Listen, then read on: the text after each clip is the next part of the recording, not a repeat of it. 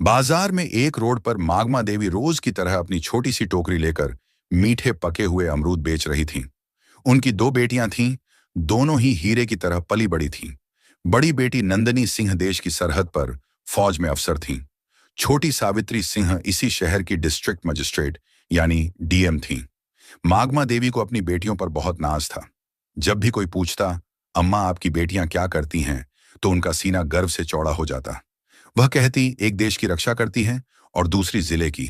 लेकिन मागमा देवी आज भी कभी कभी बाजार में अमरूद बेचने बैठ जाती, पर अपनी बेटियों को कभी नहीं बताती।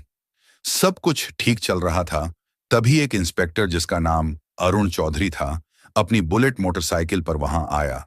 उसने बाइक सड़क किनारे रोकी और सीधा मागमा देवी की टोकरी के पास आकर खड़ा हो गया। अरुण ने टोकरी में से एक अमरूद उठाया और बिना कुछ कहे मुंह में डाल लिया। मागमा देवी थोड़ी सकुचाई और बोली, साहब अमरूद मीठे हैं, आप चाहें तो तोल दूं? अरुण चौधरी ने अकड़ते हुए जवाब दिया, हाँ हाँ दे 1 किलो। मागमा देवी ने कांपते हाथों से अमरूद तोलकर पॉलिथीन में दे दिए। अरुण ने पैकेट लिया, फिर से एक अमरूद निकाला और सामने ही काट कर खाने लगा। कुछ देर तक चबाने के बाद उसने मुंह बनाते हुए कहा, ये क्या बेचा है तूने, एकदम बेस्वाद। अमरूद मीठा तो बिल्कुल भी नहीं है। मागमा देवी घबराकर बोली, नहीं साहब, बहुत मीठे हैं, आप चाहें तो दूसरा छक्कर देख लीजिए। लेकिन अरुण चौधरी हंसते हुए बोला, चुप, तेरे अमरूद का एक दाना भी मीठा नहीं। तूने मुझे बेवकूफ बनाया है। और सुन, मैं 1 रुपया भी नहीं दूंगा, समझी? मागमा देवी ने हिम्मत करके हाथ जोड़ते हुए कहा, साहब मेहनत से लाए हैं, कुछ तो पैसे दे दीजिए बस। यही सुनते ही अरुण चौधरी का पारा चढ़ गया। उसने गुस्से में झुककर पूरी टोकरी उठाई और सड़क की दूसरी तरफ जोर से फेंक दी। टोकरी पलट गई और सारे अमरूद सड़क, गाड़ियों और नाली में बिखर गए। मागमा देवी हक्की बक्की रह गईं। उनकी आंखों में आंसू भर आए, होंठ कांपने लगे। उनकी मेहनत और इज्जत दोनों ही सड़क पर कुचली जा रही थी। आसपास भीड़ जमा हो गई थी। लोग तमाशा देख रहे थे, कानाफूसी कर रहे थे, लेकिन किसी की हिम्मत नहीं हुई कि उस वर्दी वाले से कुछ कहे। फिर अरुण चौधरी ने अपनी मूंछों पर ताव दिया, बाइक स्टार्ट की और वहां से ऐसे चला गया जैसे कुछ हुआ ही ना हो। भीड़ में से किसी ने मागमा देवी की मदद नहीं की, लेकिन पास के ही एक घर की छत पर खड़ा एक नौजवान लड़का रोहित ये सब कुछ अपने मोबाइल फोन में रिकॉर्ड कर रहा था। उसका खून खौल रहा था। वह मागमा अम्मा को बचपन से जानता था और उनका बहुत सम्मान करता था। उसने वीडियो रिकॉर्ड करना बंद किया और सोचने लगा कि इस वीडियो का क्या किया जाए। उसे पता था कि मागमा अम्मा की एक बेटी फौज में है। उसने कहीं से उनका नंबर जुगाड़ किया था। उसने तुरंत वह वीडियो नंदनी सिंह के व्हाट्सएप पर भेज दिया और नीचे एक छोटा सा मैसेज लिखा, नंदनी दीदी, देखिए आज बाजार में आपकी मां के साथ क्या हुआ। हजारों किलोमीटर दूर बर्फीली पहाड़ियों के बीच बॉर्डर की एक चौकी पर नंदनी सिंह अपनी राइफल साफ कर रही थी। तभी उसके फोन पर व्हाट्सएप का मैसेज टोन बजा। उसने फोन उठाकर देखा, एक अनजान नंबर से वीडियो आया था। उसने वीडियो प्ले किया। जैसे जैसे वीडियो आगे बढ़ा, नंदनी के चेहरे का रंग बदलता गया। उसकी शांत आंखें गुस्से से लाल हो गईं। जब उसने इंस्पेक्टर अरुण चौधरी को अपनी मां की टोकरी उठाकर फेंकते देखा, तो उसके हाथ कांपने लगे। उसकी मां, जिसने उसे और उसकी बहन को पालने के लिए अपनी पूरी जिंदगी लगा दी, आज सड़क पर बेबस रो रही थी और लोग तमाशा देख रहे थे। उसके अंदर का फौजी जाग उठा। उसका मन किया कि अभी यहां से जाए और उस इंस्पेक्टर की वर्दी नोच ले। उसने अपने दांत भींच लिए, उसकी सांसें तेज हो गई थीं। उसने तुरंत वह वीडियो अपनी छोटी बहन डीएम सावित्री सिंह को फॉरवर्ड किया। वीडियो भेजते ही उसने सावित्री को फोन लगाया। सावित्री उस वक्त अपने ऑफिस में एक जरूरी मीटिंग में थी। उसने अपनी बड़ी बहन का फोन देखा तो मीटिंग रोककर फोन उठाया और पूछा, हाँ दीदी, सब ठीक है, कुछ भी नहीं है, बोली। नंदनी की आवाज में गुस्सा और दर्द साफ झलक रहा था। मैंने तुझे एक वीडियो भेजा है, उसे देख, अभी के अभी देख। सावित्री ने फोन होल्ड पर रखा और व्हाट्सएप खोला। वीडियो देखते ही उसके पैरों के नीचे से जमीन खिसक गई। उसकी मां, उसकी प्यारी मां, सड़क पर बिखरे अमरूद के लिए रो रही थी। एक मामूली इंस्पेक्टर ने उसकी मां की इज्जत को सड़क पर रौंद दिया था। सावित्री की आंखों में भी आंसू आ गए, लेकिन उसने खुद को संभाला। वो एक डीएम थी, उसे भावनाओं में बहने का हक नहीं था। सावित्री ने कांपती आवाज में कहा, दीदी, मैं बर्दाश्त नहीं कर सकती ये सब। ये सुनते ही नंदनी फोन पर गुस्से में बोली, मैं आ रही हूं, छुट्टी लेकर मैं उसको नहीं छोड़ूंगी। सावित्री नरम आवाज में बोली, नहीं दीदी, आपकी जरूरत देश की सरहद पर है। यह मेरा इलाका है, ये लड़ाई मैं लूंगी। मां को इंसाफ मैं दिलाऊंगी, कानून के तरीके से। नंदनी कुछ देर चुप रही। वह अपनी बहन की आवाज में छिपे इरादे को समझ गई थी। बोली, ठीक है, लेकिन उसे ऐसी सजा मिलनी चाहिए कि उसकी रूह कांप जाए। सावित्री ने कहा, आप चिंता मत करो दीदी, अब यह मेरा काम है, और फोन काट दिया। उसने मीटिंग में मौजूद सभी अफसरों से कहा, यह मीटिंग यहीं खत्म होती है, आप सब जा सकते हैं। सावित्री अपनी सरकारी गाड़ी में नहीं बल्कि एक प्राइवेट गाड़ी में बैठकर अपने पुराने घर की तरफ निकली। रास्ते में उसने अपने डीएम वाले कपड़े बदलकर एक साधारण सा लाल रंग का सलवार सूट पहन लिया। वह अपनी मां के पास एक बेटी बनकर जाना चाहती थी, डीएम बनकर नहीं। जब वह घर पहुंची तो मग्न देवी एक कोने में चुपचाप बैठी थी। उनकी आंखें सूजी हुई थीं। अपनी बेटी को अचानक देखकर वह घबरा गई। सावित्री, तू यहां सब ठीक तो है? सावित्री कुछ नहीं बोली। वह बस अपनी मां के पास गई और उन्हें कसकर गले लगा लिया। मां की गोद में सिर रखकर वह अपने आंसू नहीं रोक पाई। मां, आपने मुझे बताया क्यों नहीं? मागमा देवी ने सिसकते हुए कहा। क्या बताती बेटी, मैं नहीं चाहती थी कि तुम लोगों को कोई परेशानी हो, और वह पुलिस वाला है। छोड़ उसकी बात। आज तू इतने दिनों बाद आई है, आज मैं बहुत खुश हूं। सावित्री ने अपनी मां के आंसू पोंछे और उनका हाथ अपने हाथ में ले लिया और बोला, अब आप गरीब और अकेली नहीं है मां। आपकी बेटी इस जिले की मालिक है। मैं वादा करती हूं, जिसने भी आपके साथ ऐसे दुर्व्यवहार किया है उसे उसकी कीमत चुकानी पड़ेगी। आपकी खोई हुई इज्जत में वापस लाऊंगी। मंदमा देवी ने अपनी बेटी की आंखों में एक अलग ही आत्मविश्वास देखा। वह बस चुपचाप उसे देखती रही। उस रात सावित्री ने एक पूरा प्लान बनाया। वह जानती थी कि अगर वह डीएम बनकर थाने जाएगी तो सारे पुलिस वाले उसके पैरों में गिर जाएंगे और असली गुनहगार कभी सामने नहीं आएगा। उसे उन्हें रंगे हाथों पकड़ना था। अगली सुबह उसने पीला सलवार सूट पहना और अपने सबसे भरोसेमंद अफसर एसडीएम विकास को फोन किया। विकास, मैं तुम्हें एक काम दे रही हूं और यह बात हम दोनों के बीच ही रहनी चाहिए। उसने कहा, जी मैडम, हुक्म कीजिए। बोली, मैं अभी सिविल ड्रेस में शहर के कोतवाली थाने में एक पर लिखवाने जा रही हूं, अपनी पहचान छिपाकर। मैं चाहती हूं कि तुम ठीक 2 घंटे बाद जिले के एसपी, डीएसपी और बाकी बड़े पुलिस अफसरों की टीम के साथ थाने पहुंचो। जब तक मैं इशारा ना करूं कोई कुछ नहीं बोलेगा। विकास ने कहा, ठीक है मैडम, जैसा आप कहें। सावित्री ने फोन रख दिया। दोस्तों, अब खेल शुरू होने वाला था। सावित्री ने एक साधारण सा पीले रंग का सलवार सूट पहना, चेहरे पर दुपट्टा डाला और एक आम नागरिक की तरह ऑटो पकड़कर कोतवाली थाने पहुंची। थाने का माहौल वैसा ही था जैसा उसने सोचा था। एक हवलदार ऊँघ रहा था और इंस्पेक्टर अरुण चौधरी और एसएचओ संदीप राणा चाय पीते हुए हंसी मजाक कर रहे थे। सावित्री डरते डरते उनकी टेबल के पास गई। जी, मुझे एक शिकायत दर्ज करवानी है। एसएचओ संदीप राणा ने उसे ऊपर से नीचे तक देखा। क्या हुआ, किसने परेशान किया जी? कल बाजार में इंस्पेक्टर साहब ने। जैसे ही उसने इंस्पेक्टर का नाम लिया, अरुण चौधरी चौकन्ना हो गया। उसने सावित्री को घूर कर देखा। क्या इंस्पेक्टर साहब ने? नाम क्या है तेरा और किस इंस्पेक्टर की बात कर रही है? जी, आप ही थे। आपने कल बाजार में एक बुजुर्ग महिला के अमरूद की टोकरी सड़क पर फेंकी थी। मैं उनकी बेटी हूं।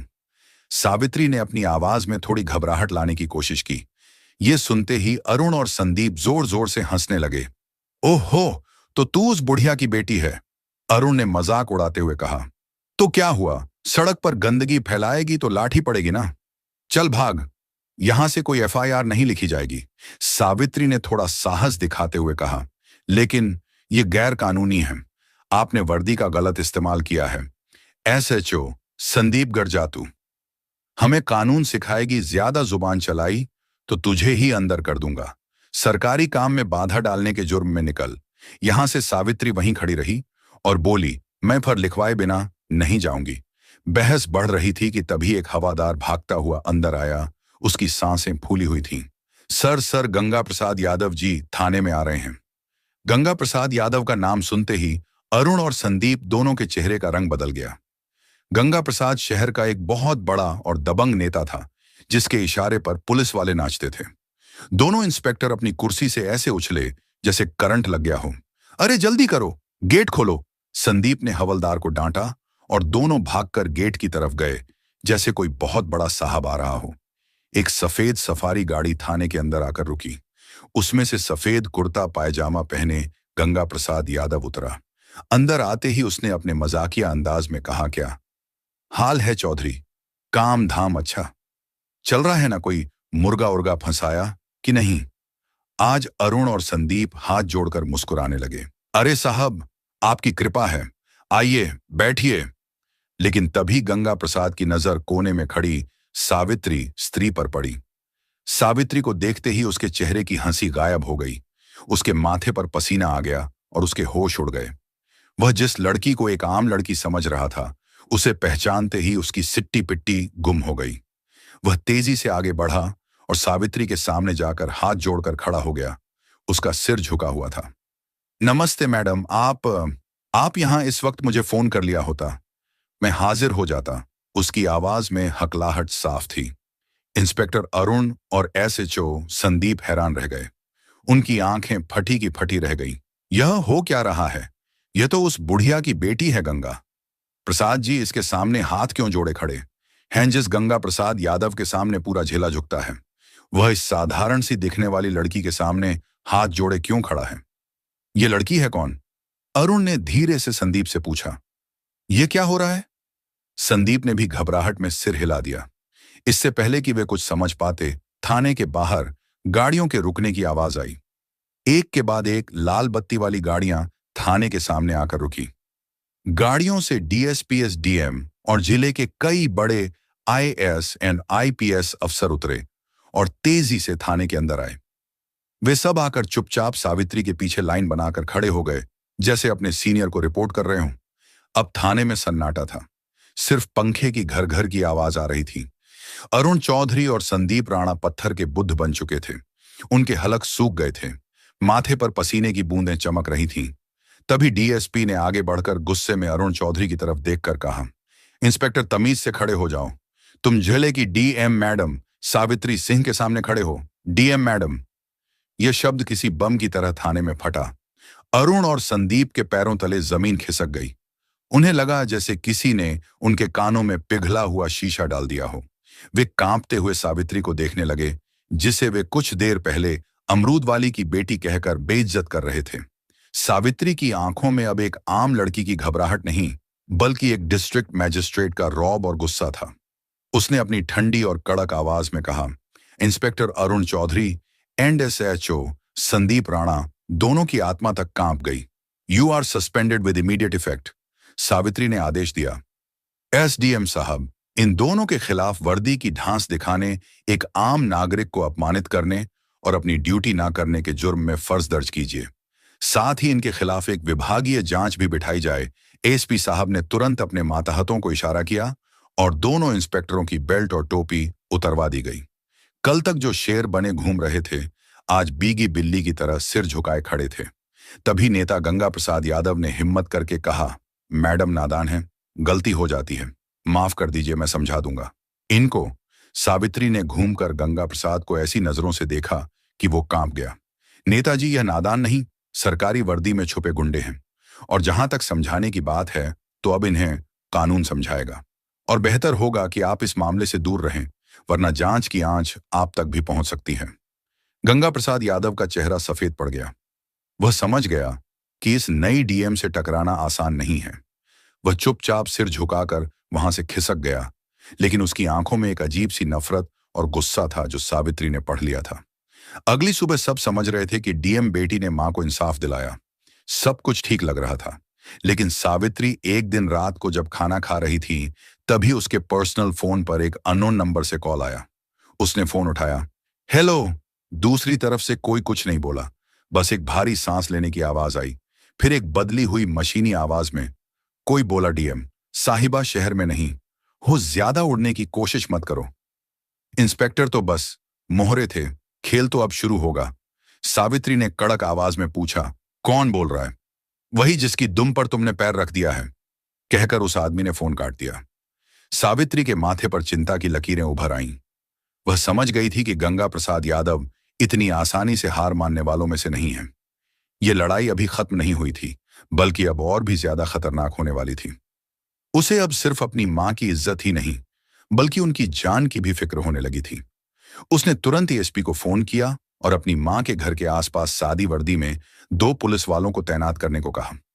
वह अपनी मां को डराना नहीं चाहती थी, लेकिन कोई भी खतरा मोल लेना भी नहीं चाहती थी। अगले कुछ दिन शांति से गुजरे। सावित्री को लगा शायद उसकी चेतावनी काम कर गई और गंगा प्रसाद यादव पीछे हट गया है, लेकिन वह तूफान से पहले की शांति थी।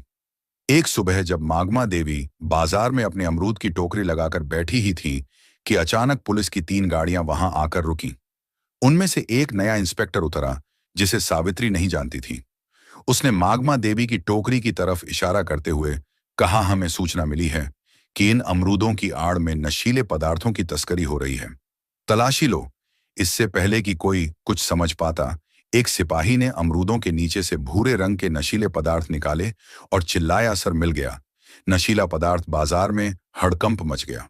लोग कानाफूसी करने लगे। देखो, डीएम की मां नशीले पदार्थ बेचती है। मागमा देवी सन रह गई। वह रोते हुए बोली, नहीं साहब, यह मेरा नहीं है। किसी ने मुझे फंसाया है। लेकिन किसी ने उनकी एक न सुनी। पुलिस उन्हें जबरदस्ती जीप में बिठा कर ले गई। यह खबर आग की तरह पूरे शहर में फैल गई। न्यूज चैनलों पर ब्रेकिंग न्यूज चलने लगी। डीएम सावित्री सिंह की मां नशीले पदार्थ के आरोप में गिरफ्तार। यह गंगा प्रसाद यादव का मास्टर स्ट्रोक था। उसने सावित्री पर सीधा हमला नहीं किया, बल्कि उसकी सबसे बड़ी ताकत और सबसे बड़ी कमजोरी, उसकी मां पर वार किया था। अब सावित्री एक अजीब दुविधा में फंस गई थी। अगर वह अपनी शक्ति का इस्तेमाल करके मां को छुड़ाती तो उस पर पद का दुरुपयोग करने का आरोप लगता, और अगर वह चुप रहती तो उसकी बेगुनाह मां जेल में सड़ती। सावित्री के ऑफिस में फोन की घंटियां बजने लगीं। मीडिया मंत्री, सीनियर अधिकारी, हर कोई जवाब मांग रहा था। तभी उसकी बहन आर्मी ऑफिसर अवनिका का फोन आया। उसकी आवाज में गुस्सा और बेचैनी थी। बहन, ये क्या हो रहा है? मैं आ रही हूं। मैं उस गंगा प्रसाद को नहीं छोड़ूंगी। सावित्री ने गहरी सांस ली और अपनी आवाज को स्थिर करते हुए कहा, नहीं दीदी, तुम्हें आने की जरूरत नहीं है। अगर हम भी उनकी तरह गैर कानूनी काम करेंगे तो उनमें और हम में फर्क क्या रह जाएगा? यह लड़ाई अब कानून के दायरे में ही लड़ी जाएगी और जीतेगी भी। सावित्री ने तुरंत एक प्रेस कॉन्फ्रेंस बुलाई। पूरा मीडिया हॉल खचाखच भरा था।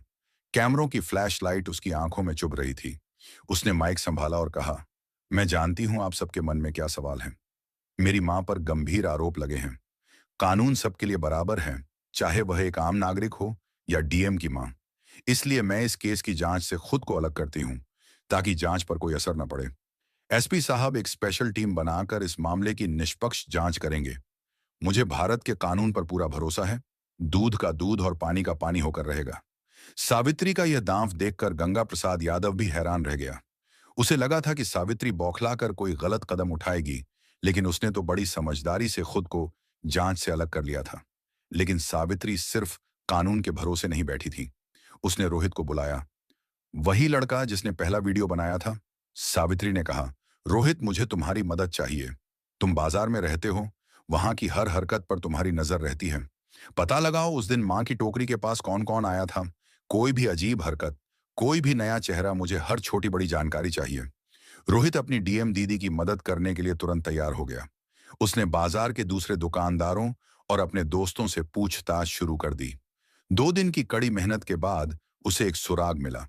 पास की एक दुकान के बाहर लगे सीसीटीवी कैमरे की फुटेज में एक आदमी मागमा देवी की टोकरी के पास कुछ रखते हुए दिखा था। उसका चेहरा साफ नहीं था, लेकिन वह वही आदमी था जिसे लोगों ने सस्पेंड हुए इंस्पेक्टर अरुण चौधरी के साथ कई बार देखा था। सबूत मिल चुका था। यह सारा खेल गंगा प्रसाद यादव ने अपने पिट्ठू सस्पेंड हुए इंस्पेक्टरों के जरिए रचा था। अब बारी सावित्री की थी। उसने एसपी के साथ मिलकर एक जाल बिछाया। उन्होंने यह झूठी खबर फैलाई कि सीसीटीवी फुटेज में नशीला पदार्थ रखने वाले का चेहरा साफ साफ आ गया है और पुलिस उसे पकड़ने ही वाली है। यह खबर सुनते ही गंगा प्रसाद यादव के कैंप में खलबली मच गई। उसने तुरंत अरुण चौधरी को फोन किया। वह आदमी पकड़ा नहीं जाना चाहिए। उसको कुछ करो, वरना हम सब पकड़े जाएंगे। गंगा प्रसाद को नहीं पता था कि उसका फोन पहले से ही पुलिस के सर्विलांस पर था। अरुण चौधरी और संदीप राणा उस आदमी को ठिकाने लगाने के लिए जैसे ही शहर के बाहर एक सुनसान जगह पर पहुंचे, सावित्री और एसपी ने अपनी पूरी टीम के साथ उन्हें घेर लिया। रंगे हाथों पकड़े जाने पर दोनों ने गंगा प्रसाद यादव के खिलाफ अपना मुंह खोल दिया। अगली सुबह जब गंगा प्रसाद यादव अपने घर पर बैठकर चाय पी रहा था और अपनी जीत का जश्न मनाने की सोच रहा था, तभी दरवाजे पर जोरदार दस्तक हुई। उसने दरवाजा खोला तो सामने डीएम सावित्री सिंह एसपी और भारी पुलिस फोर्स को देखकर उसके होश उड़ गए। वह हकलाते हुए बोला, ये क्या हो रहा है मैडम? सावित्री ने अपनी आंखों में इस्पात जैसी कठोरता ली कहा, खेल खत्म हो गया नेताजी। आपके मोहरे पकड़े जा चुके हैं और उन्होंने आपके सारे राज उगल दिए हैं। आपके पास कोई सबूत नहीं है। गंगा प्रसाद चिल्लाया, आप मुझे हाथ नहीं लगा सकती। एएसपी ने आगे बढ़कर उसके हाथ में अरेस्ट वारंट थमाते हुए कहा, सबलियों, here's the proof read version of your sentences. हमारे पास आपकी फोन रिकॉर्डिंग है जिसमें आप एक गवाह के खिलाफ अभिशब्द बोल रहे थे। अब आप हमारे साथ थाने चलेंगे। गंगा प्रसाद यादव का राजनीतिक साम्राज्य एक ही पल में ढह गया। उसे हथकद्दियां पहनाकर पुलिस जीप में ले जाया गया। उसी शाम मागमा देवी को बाइज्जत बरी कर दिया गया। जब वह जेल से बाहर आई तो सावित्री उन्हें लेने आई थी। मां बेटी एक दूसरे के गले लगकर रो पड़ी और बोली, अब आपको अमरूद बेचने की जरूरत नहीं है। अगली सुबह मागमा देवी को अपनी गाड़ी में बैठाकर अपनी पोस्टिंग पर लेकर चली गई और दोनों साथ में हंसी खुशी रहने लगे। जब उसकी बड़ी बहन की आर्मी से छुट्टी मिलती तो वह भी आ जाती। तीनों साथ में हंसी खुशी रहते। तो दोस्तों, यह कहानी केवल मनोरंजन और शिक्षा के उद्देश्य से बनाई गई है। इसमें दिखाए गए सभी पात्र, घटनाएं और संवाद काल्पनिक हैं। किसी भी वास्तविक व्यक्ति, संस्था या घटना से इनका कोई संबंध नहीं है। कृपया इसे केवल कहानी के रूप में देखें और इसका आनंद लें। हम किसी की भावनाओं को ठेस पहुंचाना नहीं चाहते। अगर आपको यह कहानी पसंद आई हो तो इसे लाइक करें और ज्यादा से ज्यादा लोगों तक शेयर करें। कमेंट करके बताएं कि आपको सावित्री का कौन सा कदम सबसे अच्छा लगा और हमारे चैनल को सब्सक्राइब करना न भूलें, क्योंकि हम आपके लिए ऐसे ही प्रेरणादायक कहानियां लाते रहेंगे। धन्यवाद।